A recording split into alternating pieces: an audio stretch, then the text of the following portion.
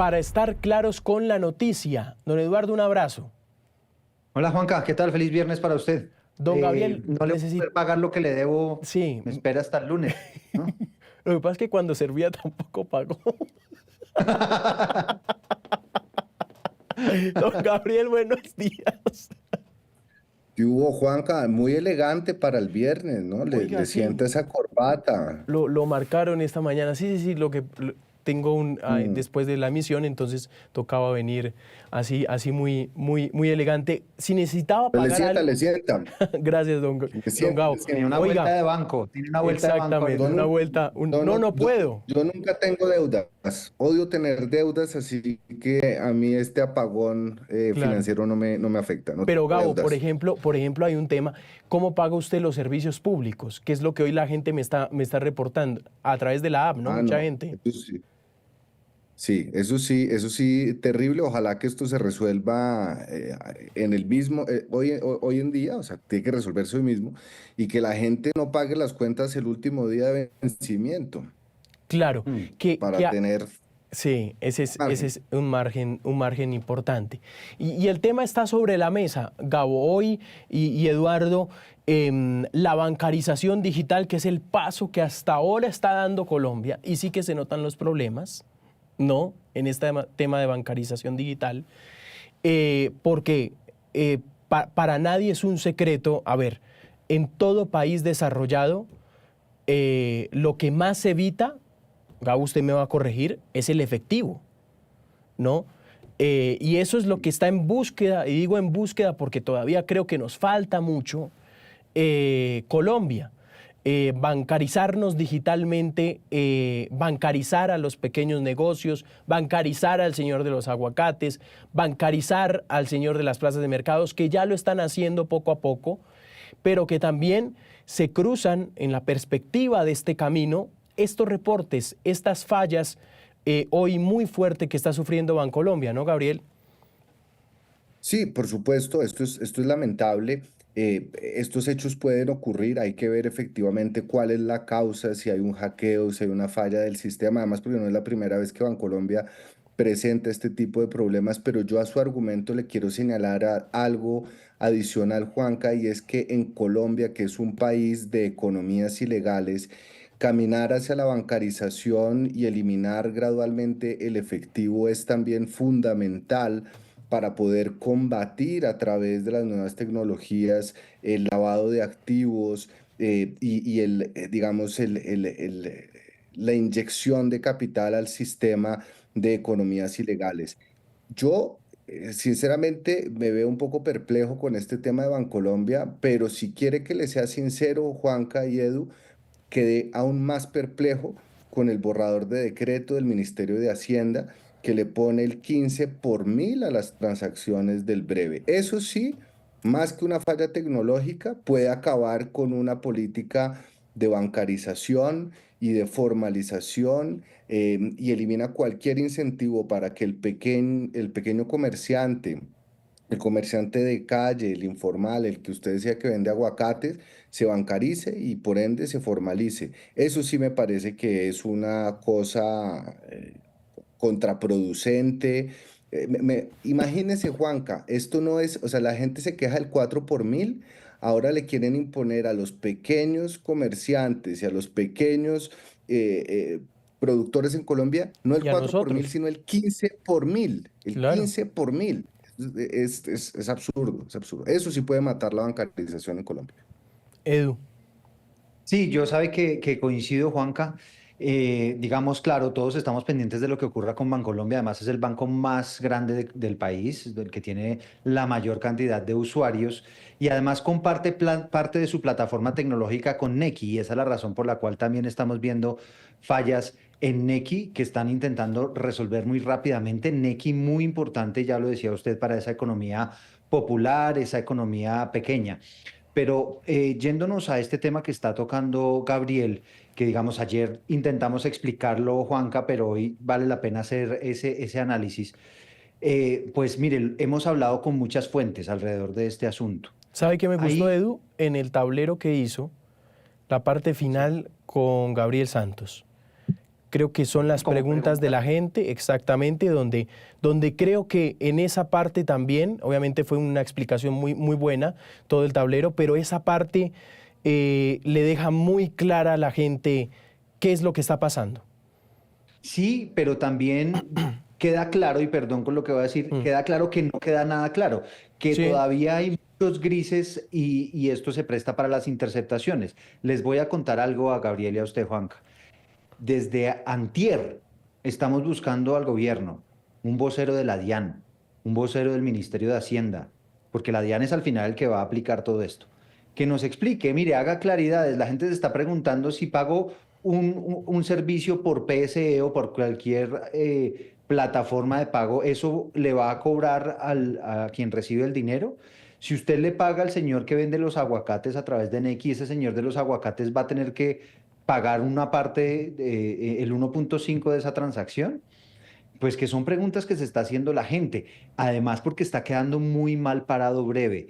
Lo que uno entiende en principio por esas explicaciones del gobierno es que al final no va a ser mucha la afectación en esa plataforma, porque eso es lo que pretende es facilitar las transacciones persona a persona, ¿no? Todavía no hemos llegado a comercios, aunque hay algunos que ya lo están usando, pero el persona a persona en principio no se vería afectado. Pero ¿qué es lo que queda acá? Y lo decíamos esta mañana en ese tablero, Juanca, es que toda esta ola de información, y voy a decirlo también, quizá de desinformación, ¿no? De personas que a lo mejor están interpretando mal ese proyecto de decreto, pues lo que genera al final en los colombianos, y ya lo decía Gabriel, es una ola de desconfianza enorme. claro. Una persona que Edu, vende yo tengo aguacates, una pregunta. que decidió meter el piecito en el mar Sí. para pasarse a Nequi, ¿cierto? Que le dio la oportunidad a Nequi, bueno, voy a tratar estos canales que, porque la gente, usted habla con ellos, Juanca, y hay mucha Mm. desconfianza todavía en la bancarización, mucho miedo en tener la platica ya porque es gente que está acostumbrada al Al efectivo. efectivo. Cuando esa persona mete el piecito allá y dice, bueno, voy a intentar Nequi, voy a darle la oportunidad. Y ahora está escuchando 2 días de noticias diciendo, oiga, le van a poner impuestos a eso, pues el señor no te vuelve a recibir plata por Nequi, te va a volver a cobrar en efectivo. Y ahí es donde está, digamos, el problema de todo esto, que así no sea ya una decisión tomada, porque no lo ha firmado el ministro, pues ya Borrador. está generando una ola de Edu, es desinformación que y de información a- que puede generar temores en ayer la con gente. Luisa, con el de tema de persona a persona, ayer con Luisa planteábamos una pregunta y una duda que me parece muy interesante, que se planteó en Barranquilla con los presidentes de los bancos, que hoy es la gran confusión que tienen los presidentes de los bancos también, es decir, ¿cómo va a identificar el Estado que la transacción es persona a persona y no persona a un local comercial, por ejemplo?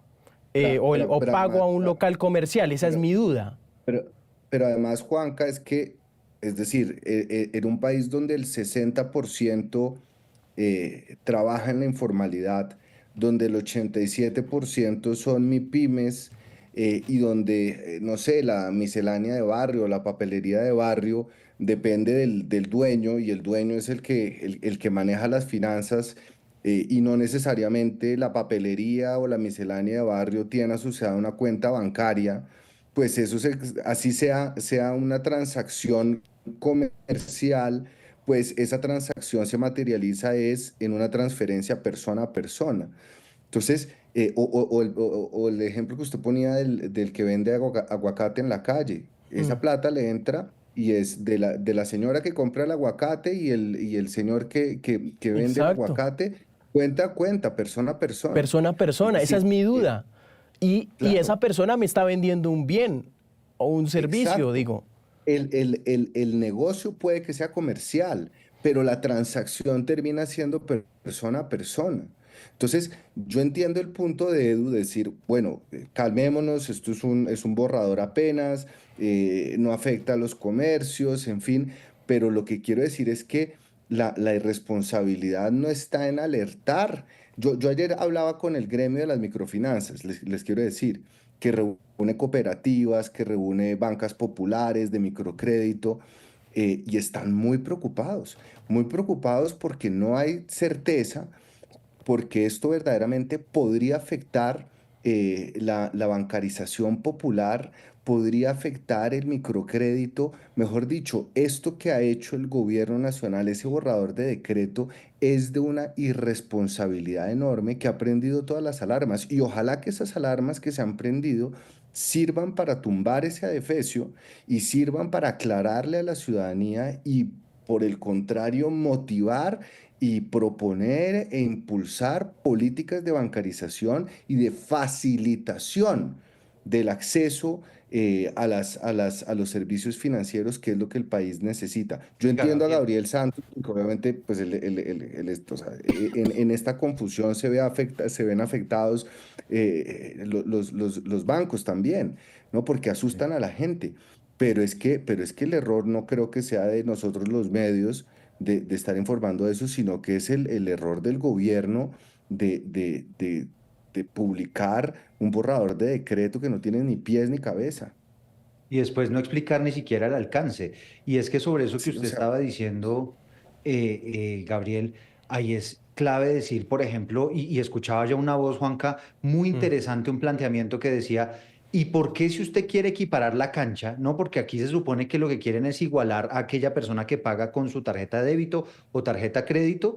Eso ya, esa persona que recibe ese pago por el datáfono, pues ya le estaban descontando ese 1.5. Esa es la norma. ¿Qué estaba diciendo el gobierno con este decreto? Ah, perfecto. Si usted hace ese pago con tarjeta de crédito y débito, entonces ahora si usted paga por pago electrónico, también se le va a descontar el 1.5 y equiparamos la cancha. Y entonces le planteaban al gobierno, ¿y por qué no equipara la cancha al revés? Pues quítele ese 1.5 a los que pagan con tarjeta de débito y crédito e incentiva, Claro. ¿no? El hecho de Edu, que usted pero pueda claro, utilizar su dinero ¿cuántos electrónicamente sin pequeños rollo. pero comerciantes no claro, quitaron el datáfono? Yo conozco muchos dueños sí. de locales comerciales que quitaron No, el o datáfono y peor que me aún, dicen a mí, es que es muy caro, es que es muy caro, págueme por o transferencia. peor Por... aún, ¿no le ha pasado que usted se va a comprar una camisa o unos zapatos y le dice, señor Juan Camilo, ¿usted con qué va a pagar? En efectivo se lo puedo dejar en Tal 150, cual. pero si es con datáfono, en 180. Exactamente, Es que exactamente. eso es, y eso sigue incidiendo en dos cosas que son perversas. Lo primero es que esas transacciones en efectivo no siempre se registran, es decir, incluso le hacen más daño al gobierno porque le llegan menos tributos, ¿no? Segundo, que se dan para procesos de lavado de activo. Y tercero, desincentivan lo que debería ser una prioridad para el gobierno, y es la bancarización. La bancarización es fundamental porque la moneda papel va a extinguirse en algún momento, puede que no el próximo año, puede que no en 5 años. Y lo que hace el gobierno con esta clase de borradores totalmente irresponsables es seguir ampliando la brecha financiera. Nosotros tenemos brecha social, brecha tecnológica, y con esto se genera una inconveniente brecha financiera que va a alejar a las clases populares de los beneficios que significan los procesos de bancarización y de servicios financieros. Tenemos un país que es presa del gota a gota, que es presa del lavado de activos, que es presa de las tasas de usura. Todo eso también en parte porque vivimos en un ecosistema donde la gran mayoría de los que necesitarían estar bancarizados no lo están. Entonces, verdaderamente uno no entiende esta torpeza sin nombre del gobierno nacional. Claro. Bueno, Le tengo un dato, a antes ver, de pasarnos del tema. El ministro de Hacienda está viajando. Está fuera del país, regresa hoy, va a revisar el decreto porque no lo ha revisado en detalle. Quien lo proyecta es un funcionario, el director jurídico de la DIAN. Y hoy el ministro va a mirar esa conveniencia o no de expedir ese decreto. Vamos a ver si este fin de semana lo firma, porque se supone que está hasta mañana para comentarios de la gente, que ahí es donde si entra en vigor, pues obviamente terminaremos hablando un montón de esto y empezaremos ya a ver cómo eso se puede materializar. Pero le digo, solamente con esta ola de información de estos 2 días, mucha gente, así como lo dice Gabriel, podría estarse alejando de la bancarización y volver al dinero en efectivo. exactamente. Vamos a ver entonces, miremos, la Diana habló a través de un comunicado, fue una declaración, un video que enviaron, pero pues lo que dice Edu todavía no No, un comunicado No se dejan hacer preguntas. que dejó las mismas preguntas. En síntesis, dejó las mismas preguntas, pero esta fue la declaración del funcionario de la DIAN. Miren. La retención en la fuente afecta a quienes prestan servicios o venden bienes. Es decir, no van a ser las personas que están efectuando los pagos las que van a verse afectadas por la retención. 9:25. Bueno, ahí Pero está. ¿Sabe de qué me acuerda, Gabriel y Juanca? Pues, ¿Sabe de qué me acuerda? ¿Usted se acuerda cuando le intentaron poner IVA por utilizar el salón comunal del conjunto? O a los que Sí. cobraban los parqueaderos, que, El ¿se acuerda? Que parqueadero. eso se cayó, o sea, se dieron cuenta Claro. que esto era una locura. Salió mal. pero es que es absurdo. Pues, además es que ¿en qué país vive? ¿No ha comprado una arepa en la calle? Sí, sí, ¿Usted sí. cree que la transacción comercial con la señora de la arepa la La DIAN la tiene ciclovía. registrada como operación comercial, pero eso es persona a persona? Claro. El salpicón el salpicón de la ciclovía es una transacción comercial para esta gente. Pues pero es que es absurdo. Bueno, vamos a ver. Esto es Sí. que golpea a las clases populares, a las que más golpea. Y ahí está la discusión. 9:26. Vamos a pasar a más temas. La decisión del Consejo de Estado suspende provisionalmente el decreto, este decreto que gremios críticos estaban señalando, que era, Edu, usted me va a corregir, lo señalaban en su momento y teníamos este tema aquí diciendo, era casi que gran parte de la reforma a la salud por decretazo. ¿No? Sí, Que cambiaba las claro. funciones de la CPS, y la demanda al final del representante Andrés Forero, pues consiguió este primer paso, que es suspender provisionalmente el decreto. Ahora, Edu, tengo entendido que el gobierno nacional venía preparándose, ejecutando gran parte de este decreto, ¿no? En el modelo Claro, es preventivo que de salud. lo que uno ve aquí, Juanca, es que esta no era la primera medida que tomaba el gobierno, digamos, de manera unilateral, sin necesidad de pasar por el Congreso. Y yo siento que el gobierno estaba sacando medidas, porque acuérdense, el presidente lo dijo muchas veces, vamos a implementar el modelo de salud sin necesidad del Congreso, que no me ha querido aprobar mi reforma. Entonces empieza a expedir decretos, ya existía uno del pago directo y entonces empezó y expide otro de la reorganización de las EPS y expide este que efectivamente, como usted lo dice, es una reorganización casi que del sistema de salud, hasta que la justicia pues hizo la tarea, le dijo, no señor, perdóneme, pero usted no tiene la potestad de hacer esto vía decreto, usted tiene que ir al Congreso. Por ahora es una medida cautelar que suspende los efectos de este decreto. Ya se conocerá posteriormente el fallo de fondo, pero evidentemente aquí lo que estamos viendo es a un gobierno que estaba de alguna manera desafiando a las instituciones, mirando hasta dónde podía llegar en esa implementación del modelo de salud, hasta que llegó la justicia y pues lo paró. Y ahora pues ya lo que va a quedar claro seguramente es que todos estos asuntos tendrán que resolverse en la reforma a la salud que está precisamente tramitándose en el legislativo, en la rama legislativa, que es donde se deben definir todos estos temas. Don Gabriel, sobre esta suspensión del decreto del Ministerio de Salud. Esto ya lo venía advirtiendo ASEMI, lo venía advirtiendo también las asociaciones de pacientes, no todas, por supuesto, pero aquí, para que la audiencia entienda, hay como una especie de decreto sombrilla. Ese decreto sombrilla está vigente y sobre el desarrollo de ese decreto sombrilla se han venido proyectando otra serie de decretos, entre los cuales el 0858. Este decreto que fue demandado por el representante Forero y que el Consejo de Estado acaba de tumbar, buscaba prácticamente, era el decreto más agresivo, si se quiere, y era el decreto que buscaba por la puerta de atrás implementar la reforma a la salud. De hecho, una de las cosas que advierte el Consejo de Estado es, vea, encuentro yo que no solo se viola la reserva legal, es decir, que cosas que están incluidas en el Congreso son de competencia exclusiva del Congreso de la República, es decir, eso no se puede hacer a través de un brochazo, de un plumazo del ministro de Salud, sino también que encuentra que muchas de las cosas contenidas en el decreto son exactamente las mismas que están incluidas en el proyecto de ley que se está discutiendo en este momento en la Comisión Séptima del Senado y en el marco de la discusión de la reforma a la salud.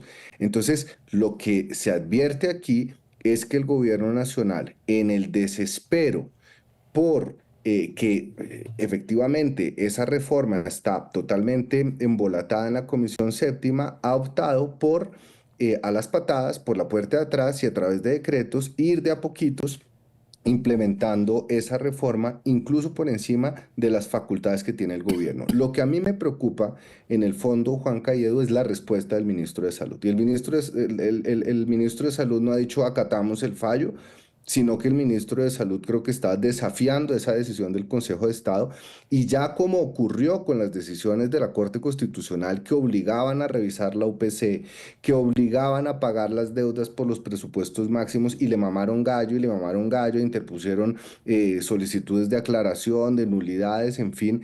Lo que yo temo es que el ministro de Salud, con los precedentes y antecedentes que hay de incumplimiento de sentencias judiciales y con el mensaje que envió ayer, no va a acatar esa decisión de inmediato y va a seguir generando un marco de incertidumbre y afectando un sistema de salud que, hay que decirlo con mayúsculas y con todas las letras, está en crisis en gran medida por las decisiones desacertadas del gobierno del presidente Gustavo Petro.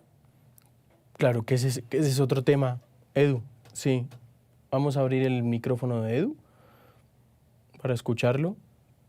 Aquí ya estamos. Ahí, ya. Le decía que le impresiona a uno la cantidad de gente, pacientes de toda índole, con todo tipo de enfermedades, muchos de ellos adscritos a la nueva EPS, que están en este momento rogando porque les entreguen sus medicinas, rogando por un tratamiento, por un examen, personas enfermas de cáncer, que usted sabe que eso es una batalla contra el reloj, y los señores de la nueva EPS negando servicios, aplazando servicios, dando citas por allá para 2, 3 meses.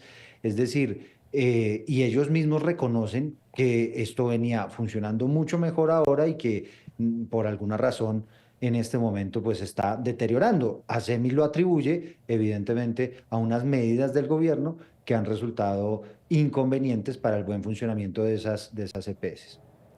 Bueno, 9:32 minutos de la mañana y cerramos con tema político, la consulta que se viene el próximo domingo. La consulta del pacto. A ver, ayer hablaba con el representante Heráclito Landines, les voy a poner él me decía, para nosotros es una consulta exitosa si hay 2.500.000 votos. 2.500.000 votos. Ayer lo dijo el representante Landines.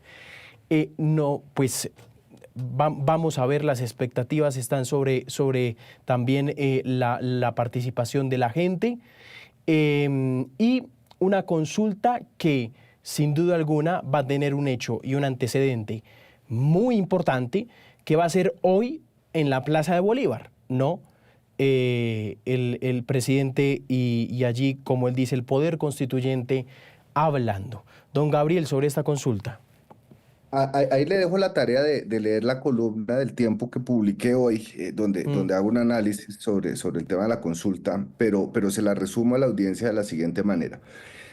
Yo creo que es una apuesta muy arriesgada, una apuesta que está más guiada por el deseo, por digamos, el optimismo de decir, el pacto histórico en la consulta del 2022 sacó más de 6 millones de votos, nosotros le apostamos a la mitad de esos 6 millones de votos, dar un golpe de autoridad sobre la mesa, mostrar el músculo electoral y la capacidad de movilización que tiene la izquierda. Eso es, digamos, lo que sobre el papel está. Sin embargo, hay un antecedente que la gente olvida, y es la consulta del Partido Liberal del 2017. Esta consulta, al igual que la que se va a realizar el domingo, son consultas que se llaman consultas de fecha fría o atípicas. ¿Por qué? Porque son consultas que no coinciden con la elección de congresistas ni con las presidenciales, que es donde generalmente se llenan más los buses, se dan más lechonas y más tamales, y por ende hay una mayor movilización de electores. En las fechas frías, los incentivos para llenar las urnas son bajitos, independientemente que se trate de la derecha, de la izquierda, de los liberales o demás. En el 2017, y con esto voy concluyendo, Juanca, Sí. salieron a votar aproximadamente 700.000 personas. Y Humberto de la Calle sacó 365.000 votos. Humberto de la Calle ganó la consulta, pero perdió la primera vuelta debido a esa consulta.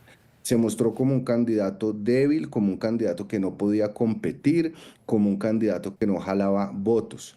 Sin embargo, en la primera vuelta del 2018, el Partido Liberal sacó el histórico de 17 curules, pero esas 17 curules, que eran más de 1.000.000 largo de votos, no se vieron reflejados en los votos para Humberto de la Calle en la primera vuelta. ¿Qué quiero decir con esto?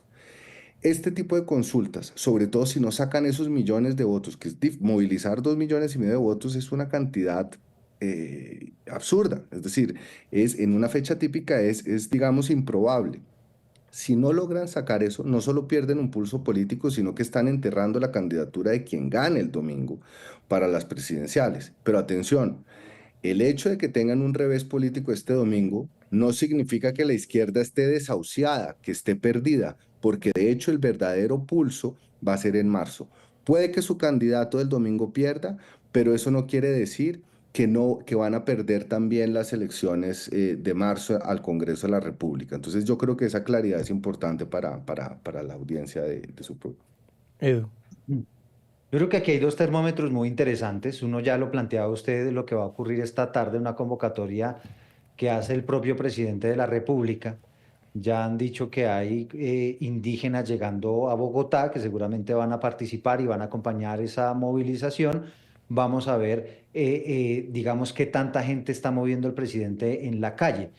El otro asunto interesante, por supuesto, va a ser este que usted menciona de la consulta. Fíjese que si bien Heráclito está diciendo 2,5 millones, hay quienes están diciendo con 1 millón de votos nos vamos satisfechos para la casa, ¿no? Porque efectivamente lo que dice Gabriel es cierto, históricamente este tipo de consultas, cuando no se trata de una jornada de elecciones nacional, donde además va a haber un voto práctico, donde yo sé que voy a elegir una persona y ya va a quedar en un puesto en el que al que yo lo estoy postulando y demás, pues la gente no necesariamente se moviliza. Además, no sé qué tanto afecte el hecho de que efectivamente ha sido una consulta como llena de altibajos, en el sentido de que sí va, de que no va, que es ilegal, que entonces que renunció un candidato y el otro que no va, y el otro que es que puede renunciar 24 horas antes. Es decir, ha habido muchísimo ruido alrededor de la consulta, y aún así no sé qué tanto la gente esté informada del desarrollo de esa jornada electoral del próximo domingo. Ahora, pasamos ya por las elecciones de las juventudes. Vemos que tuvieron una votación superior al 1 millón de votos. Vamos a ver si eventualmente puede pasar algo parecido con la consulta, pero sí es un termómetro muy interesante de cómo llega el petrismo a las urnas, sobre todo después de que el presidente Gustavo Petro y todo el petrismo, como lo dice Gabriel, pues ha venido diciendo que ellos son en realidad el poder popular y que son las instituciones las que no trabajan y que son ellos los que tienen verdadero respaldo del pueblo. Pues bueno, eso precisamente es lo que se va a ver el próximo domingo. Don Eduardo, muchas gracias. Bueno, Juanca, un abrazo, feliz fin de semana.